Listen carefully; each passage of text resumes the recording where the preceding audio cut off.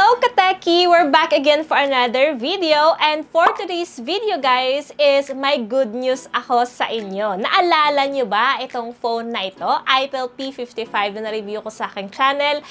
Guys, nag-price drop sila ngayon. So, from 5,000 plus, nagiging 4,000 plus na siya. And, meron ka ng 256GB ROM and up to 24GB RAM. Napakamura na niya sa market ngayon. At kaya ko nga ginawa ang video na to para ma-share ko sa inyo etong mga bagay na nagustuhan ko at na-appreciate ko dito after months of using it. So, titingnan natin no, kung maganda pa rin ba siya after months of using sa aking experience guys. Kaya wag na nating patagalin pa ka Techies. Ayun, magsimula na tayo.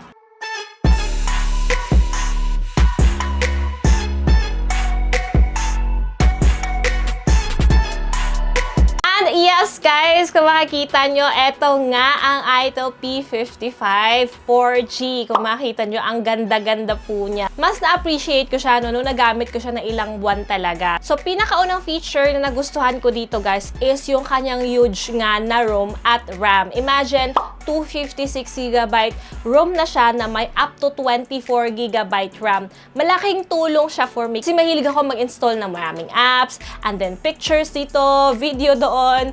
So talagang masaya kasi hindi pa rin siya na-full until now. At hindi din siya naging lag kasi nga up to 24GB na yung kanyang RAM. So kahit marami akong apps na ini-install dito at maraming naka-open na apps in the background, na-amaze ako kasi nakaya niyang i-cater yun na wala akong na-experience na lag sa kanya. Kasi usually iba yung mga ganitong price point, entry level. Talagang makapag-open ka na ng ilang apps, maglalag na yan guys. Pero eto so far guys, seamless pa rin yung experience ko sa kanya. And then, makikita nyo naman dyan no, na may mga gaming app na akong na-install dito at iba't ibang apps. Pero, nag-work well pa rin po siya. At yun na nga, no, kasi kahit ang daming pictures, ayan, at daming videos na nandito, is hindi pa rin nauubos yung memory niya. In fact, pwede ka makapag-download ng 4,000 applications dito, depending on the size, of course. At makapag-save ka ng 102,000 photos. Ganon kalupit ang kanyang storage. So, talagang hindi ka magkakaroon ng insufficient storage kasi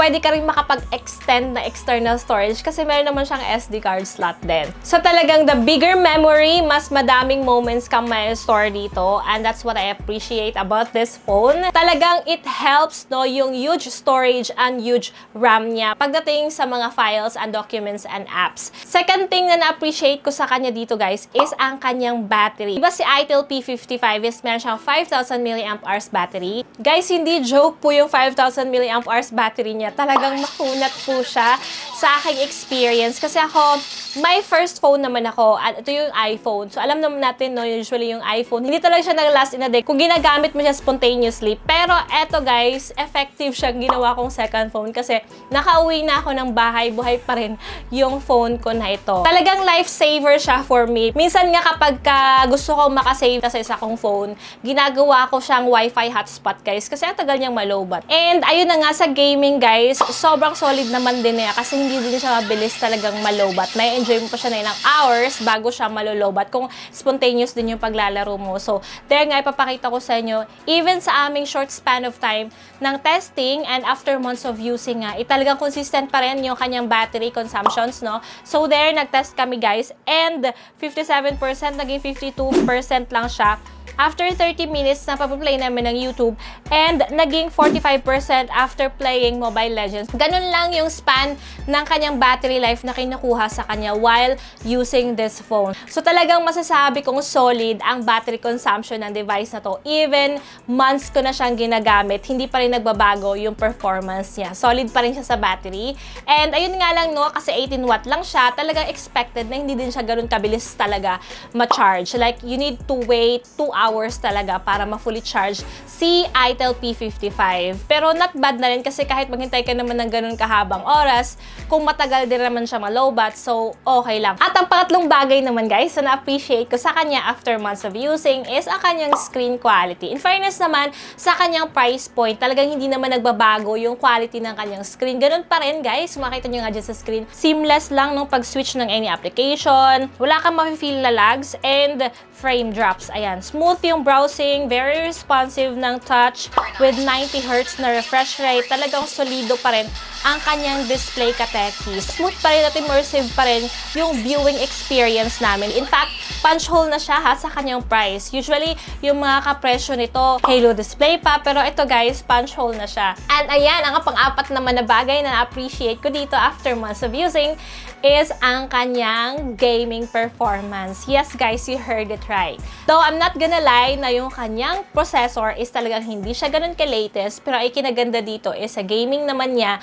supported siya ng iBoost Game Booster. Nasusuportahan naman niya kahit papaano yung gaming performance ito para maging seamless at maging immersive pa rin naman siya. As you can see there, as we play nga, ayan, it is really smooth, stable yung gaming as it optimizes both CPU and GPU performance. So makikita nyo dyan kung gaano ka-consistent yung kanyang gaming performance, no interruption while playing game. At ang ganda kasi meron siyang game assistant that also allows gamer to check on their notifications and phone status on the go. So, di ba?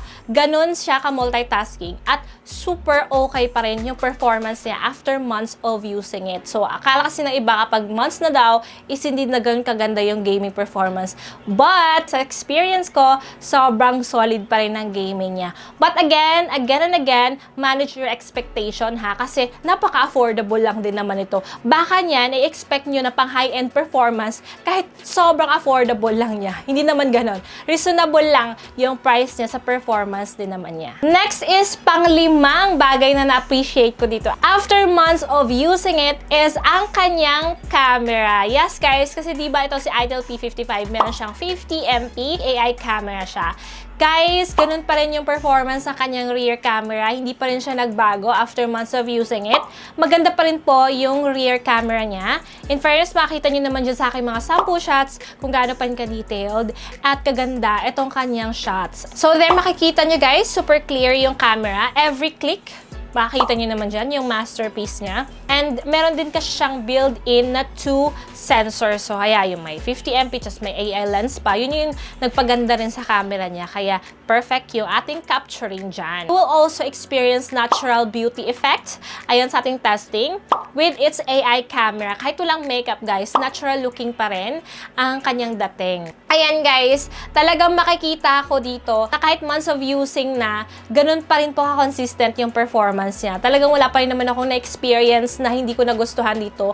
Apart dun na nga sa charging lang kasi hindi ganun sobrang bilis. Then of course, yung kanyang chipset, diba? Kasi hindi naman siya ganun ka-latest yung processor. Pero hindi naman din nagpapatalo yung performance niya dahil sa mga supporting features din niya pagdating sa gaming. Ganun. And guys, mas nakikitaan ko nga na maraming advantages etong Itel P55 kung titingnan natin yung Itel S23 Plus. Kasi diba sa Itel 23 Plus, yung kanyang storage is 256 pero yung kanyang RAM is medyo maliit lang. Ito kasi is up to 24GB na. So yun, advantage na yun. And sa napansin ko, mas cheaper siya compare sa Itel S23 Plus. And another advantage pa na nakita ko kay Itel P55 is yung kanyang SD card slot. So, nakita ko mas lamang talaga siya kay Itel S23 Plus kasi wala din yung SD card slot. Tapos, medyo mahal pa siya compare dito. So, may choice kang mag-add up ng another extra memory para sa yung mga files na i-store dito. Para sa akin, sulit na sulit talaga. And another advantage ni Itel P55 is meron siyang 3.5mm audio jack. Alam naman natin doon sa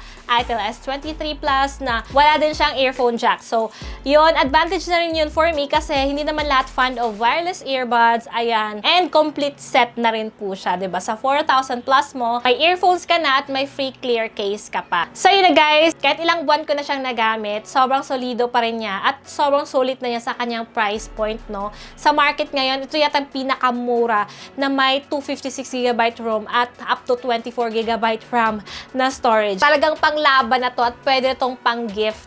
Ngayon na marami ng graduating students, ayan, pwede itong pang-regalo guys. Kasi etong hawak ko ngayon na 256GB ROM and up to 24GB RAM, nagkakalaga lang po siya ng 4,000 plus na siya. Yes guys, mabibili nyo lang po sa Shopee, sa Lazada, sa TikTok. So for more information ka-Techies, and visit nyo lang po ang aking description box. Ayun na po, maraming po salamat sa panonood and see you again till my next video.